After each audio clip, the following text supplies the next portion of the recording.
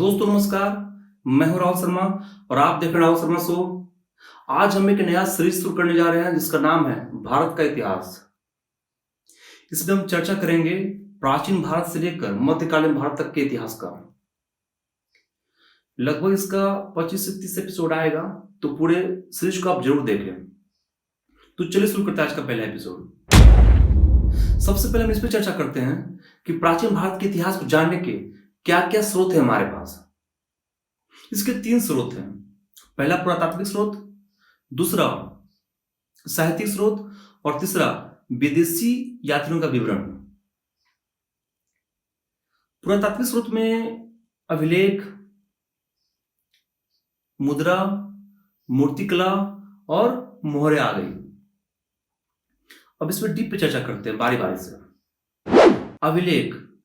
अभिलेख के अध्ययन को पुरालिपि शास्त्र कहते हैं। अभिलेख को स्तंभों, शिलाओं, मूर्तियों, इन सब चीजों पर अंकित किया जाता था। सबसे प्रमुख शिलालेख जो है वो है अशोक का शिलालेख।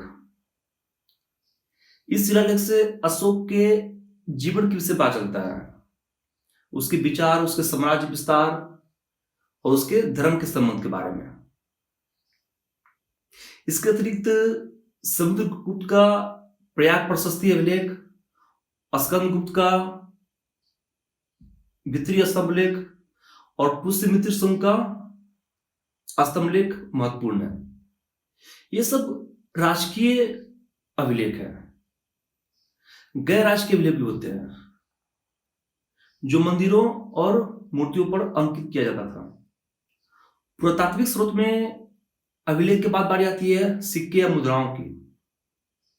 सिक्के या मुद्रा सोना, चांदी, तांबा और कांसे का बनाया जाता था। मुद्राओं पर राजाओं के नाम, उपाधियां, उनके चित्र और तिथियों का उल्लेख किया जाता था। इस प्रकार मुद्राएं अलग अलग शासकों की वंशावली, शासन प्रणाली, राजनीतिक, धार्मिक विचारों को जानने में सहायता प्रदान करता है। कई शासकों के बारे में तो हमें जानकारी मुद्राओं से ही मिलती है। हमें मुद्राओं पर ही निर्भर रहना पड़ता है। मुद्राओं के बाद बारी आती है मूर्तियों की।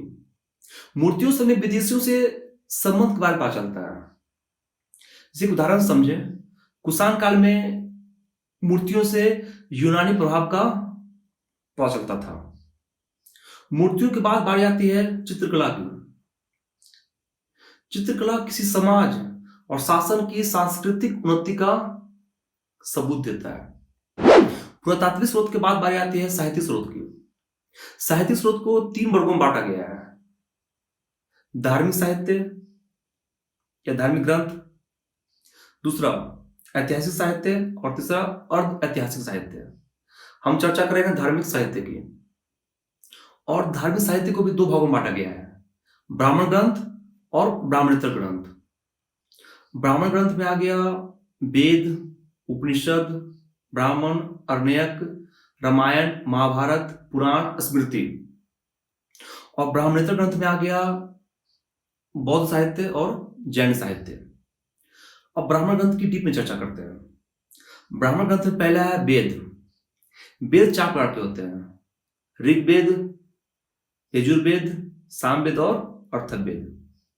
ऋग्वेद संसार की सबसे पुरानी, सबसे प्राचीन कह सकते हैं और सबसे पहली पुस्तक है। इस वेद में 10 मंडल, 8 अष्टक, 10,600 मंत्र और 1028 सूक्त हैं। ऋग्वेद का रचना काल सामान्यतः 1500 ईसा पूर्व से 1000 ईसा पूर्व माना जाता है। दूसरा है यजुर्वेद। इस वेद में यज्ञ की विधियों का उल्लेख है। इसे कर्म कांड प्रधान वेद माना गया है। यजुर्वेद के 2 भाग हैं: कृष्ण यजुर्वेद, दूसरा शुक्ल यजुर्वेद। तीसरा है सामवेद। सामवेद में देवताओं को रिझाने के लिए, पूजने के लिए मंत्रों को संकलित किया गया है। इसमें खास करके सूर्य की स्तुति की गई है। जो भारतीय संगीत है उसका मूल सामवेद को ही माना जाता है। चौथा और आखिरी है अर्थवेद। अर्थवेद का जो मुख्य विषय है वो है ब्रह्म ज्ञान, औषधि प्रयोग, रोग निवारण, तंत्र मंत्र, टोना टोटका। वेदों की बात आती है आर्ण्यक की। इसमें दार्शनिक और रहस्यात्मक विषयों पर चर्चा की गई है। चूंकि इसे जनरल में पढ़ा जाता था इसलिए इसका नाम आर्ण्यक पड़ा। आर्ण्यक के बाद बारी आती है उपनिषद की। उपनिषद में आत्मा परमात्मा संसार के विषय में दार्शनिक विचारों का संग्रह है। ये वेद का अंतिम भाग, इसलिए इसे वेदांत भी कहा जाता है। कुल 108 उपनिषद हैं, इसमें से 13 उपनिषद सबसे खास है। उपनिषद के बाद बारी आती है स्मृतियों की। स्मृतियों को धर्मशास्त्र भी कहा जाता है। बहुत सारी स्मृतियां हैं। मनुस्मृति, याज्ञवल्क्य स्मृति, कात्यायन स्मृति, नारद स्मृति, बृहस्पति स्मृति, जिसमें से मनुस्मृति सबसे प्राचीन है। स्मृतियों के बाद बारी आती है महाकाव्य की। महाकाव्य में 2 प्रमुख हैं जिसे हम सब जानते हैं, रामायण और महाभारत। रामायण की रचना वाल्मीकि द्वारा की गई। इसमें आरंभ में 6000 श्लोक था, फिर बाद में 12000 श्लोक हो गया और फिर बाद में 24000 श्लोक हो गया। रामायण के बाद दूसरा महाकाव्य है महाभारत। ये कुल मिलाकर 18 पर्वों में विभाजित है, जिसके रचयिता महर्षि व्यास माने जाते हैं। आरंभ में 8800 श्लोक था, जिसे जय संहिता कहा जाता था। फिर बाद में 24000 श्लोक हो गया, जिसे भारत कहा गया, और फिर बाद में 1,00,000 श्लोक हो गया, जिसका नाम पड़ा महाभारत। महाकाव्य के बाद बारी आती है पुराण की। पुराण की कुल संख्या 18 है। इसकी रचना 3री-4थी शताब्दी मानी जाती है। इसकी रचना गुप्त काल के दौरान मानी जाती है, जिसमें मत्स्य पुराण सबसे प्राचीन है। मौर्य एवं गुप्त वंश की जानकारी विष्णु पुराण और शुंग वंश की जानकारी वायु पुराण से प्राप्त होता है। यहां पूरा होता है ब्राह्मण ग्रंथ। ब्राह्मण ग्रंथ के बाद आता है ब्राह्मणेतर ग्रंथ। ब्राह्मणेतर ग्रंथ को 2 भागों में बांटा गया है, बौद्ध साहित्य और जैन साहित्य। बौद्ध साहित्य में सबसे खास पुस्तक जो है वो है सूत पिटक, जिसके रचयिता आनंद को माना गया है। इसमें बुद्ध के उपदेशों एवं विचारों का संग्रह है। इसे बौद्ध धर्म का इंसाइक्लोपीडिया भी कहा जाता है। दूसरा है जैन ग्रंथ। इसे आगम भी कहा जाता है। इसका रचना महावीर की मृत्यु के बाद श्वेतांबर के ऋषियों ने की। प्राचीन भारत के इतिहास को जानने के 3 स्रोत थे, जिसकी चर्चा हमने शुरू में की। पुरातात्विक स्रोत, साहित्यिक स्रोत और विदेशी विवरण, जिसमें से 2 की चर्चा हम लोग कर चुके हैं। तीसरा और आखिरी चर्चा करते हैं हम लोग विदेशी विवरण। प्राचीन काल में बहुत सारे विदेशी यात्री भारत आए। चीनी, तिब्बत और इस्लामिक देशों से बहुत सारे यात्री भारत आए थे।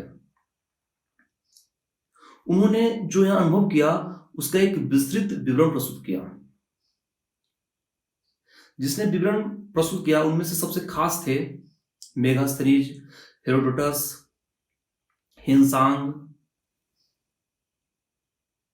डायमेकस कोर्टियन, एरियन